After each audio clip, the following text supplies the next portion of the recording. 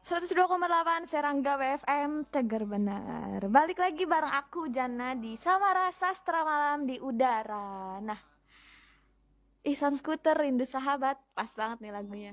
Sama aku selama PPKM ini tuh jarang banget nongkrong, jarang banget keluar. Keluar kayaknya cuma buat siaran aja nih. Pakai double masker nih, jangan lupa buat para pecinta Sergau karena variasi COVID yang semakin beragam dan semakin kuat nih. Aku ingetin lagi, buat yang belum join di live Instagram kita, bisa dicek at Serangga WFM karena kita bakal live bareng lagi sama Kak Desti dan Bang Suja. Nah, di sini udah ada yang bergabung nih, Sri Wahyuni. Halo, Kak Sri Wahyuni. Hmm. Kita bakal bahas lanjutin tadi tentang pengalaman-pengalaman Kak Desti atau pengalaman-pengalaman Bang Suja di sebagai pegiat seni pertunjukan nih. Tadi tuh seru banget.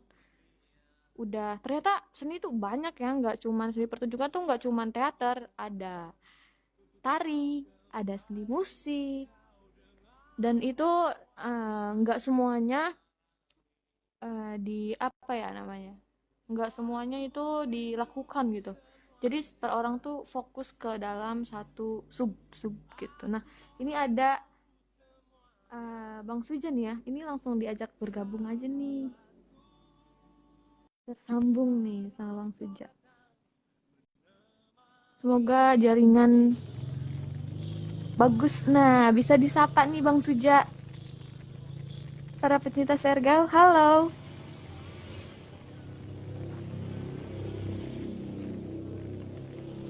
Nah, udah dipasang nih earphone nih. Halo Bang Suja.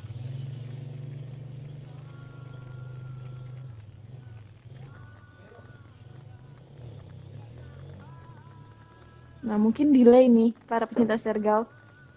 Jaringan di sini sama jaringan di rumah Bang Suja nih. Oke Bang Suja, sambil nunggu jaringan. Kayaknya nggak ada suaranya nih, coba lihat. Nah, udah Bang, udah masuk suaranya. Udah masuk. Udah masuk. Nah, udah tersambung nih. Kita tinggal nunggu Kak Desti. Mana? Dari sini ke sana suaranya ada.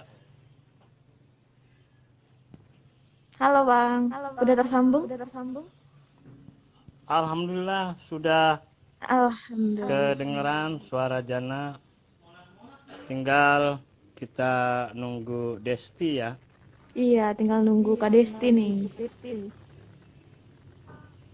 Tadi ada yang menarik tuh yang diungkapkan Desti. Desti udah bergabung itu.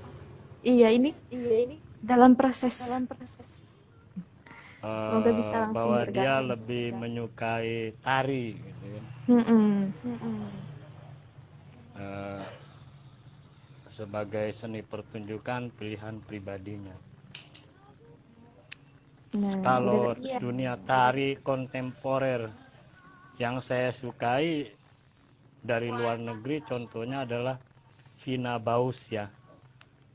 Kalau kita searching di YouTube misalnya ada ketika aja Vina Baus gitu kan, Vina spasi BAUSCH, maka muncul tari-tari koreografi kontemporer kan, yang itu gerak tubuhnya itu dia merupakan metafora dari kehidupan kita saat ini, metafora dari kehidupan kontemporer.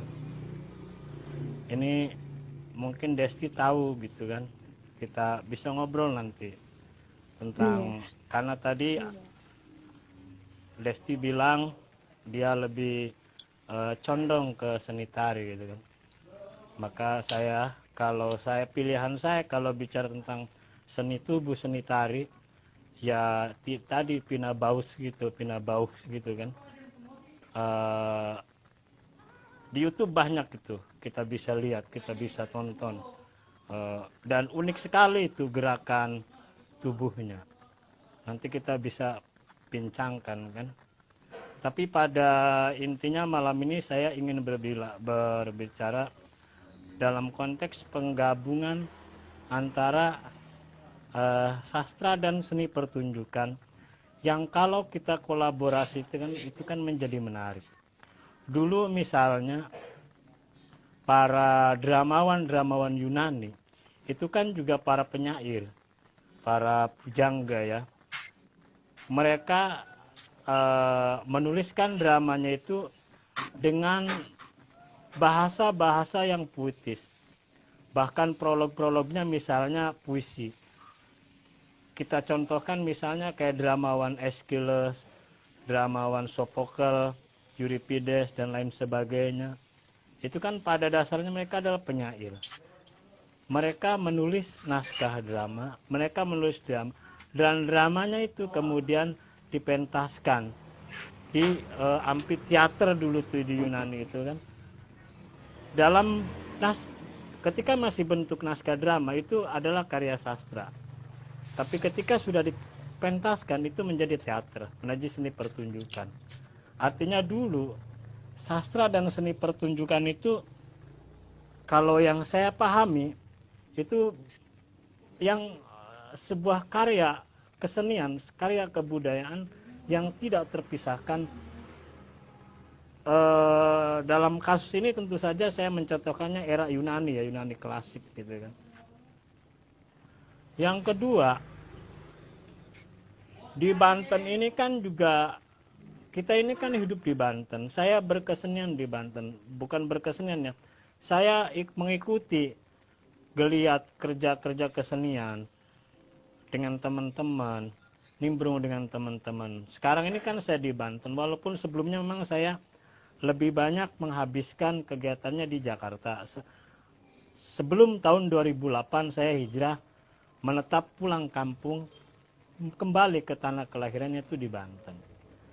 Di Banten ini menurut saya seni pertunjukan teaternya, seni teaternya, pertunjukannya tentu kalau kita bicara belak-belakan, bicara jujur, belum semeriah misalnya di Jakarta kan, karena Jakarta misalnya pusat tentu saja ya. Belum semeriah misalnya dengan di Bandung dan lain sebagainya. Walaupun pada saat ini di banyak tempat tentu saja lagi prokes ke pentas-pentas itu yang sifatnya langsung tentu saja lagi tidak ada, lagi ditiadakan. Misalnya lagi diminimalisir lah. Mereka lebih cenderung mengadakan diskusi, apa istilahnya online itu, daring apa luring? Daring kayak gitu kan. Nanti kalau saya pribadi berharap ke depan ini, kalau masalah COVID-19 ini sudah berakhir, tentu teman-teman yang lebih muda kayak Desti dan kawan-kawannya di Sendratasi gitu kan, jangan pernah ragu untuk mengekspresikan, mengkaryakan diri dalam seni pertunjukan gitu. Entah itu teater, entah itu tari, bebaslah. Yang penting kan kita sama-sama menghidupkan marwah kebudayaan Banten ini kan. Kita ini katanya pengen disebut orang berbudaya. Orang berbudaya mana karyanya? Kalau saya kan lebih pengen melihat ke arah situ gitu. Kalau saya tentu saja fokusnya di sastra, tapi bukan berarti saya juga tidak ikut nimbrung dengan teman-teman misalnya yang di teater, di seni rupa dan lain sebagainya.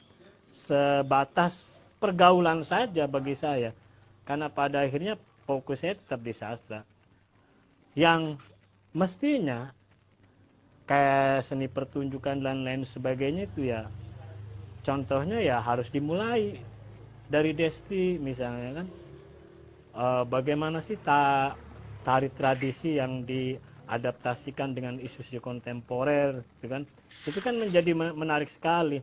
Bagaimana sih tari di zaman komoditas, tari di abad mesin seperti sekarang ini kan, tari di era digital gitu.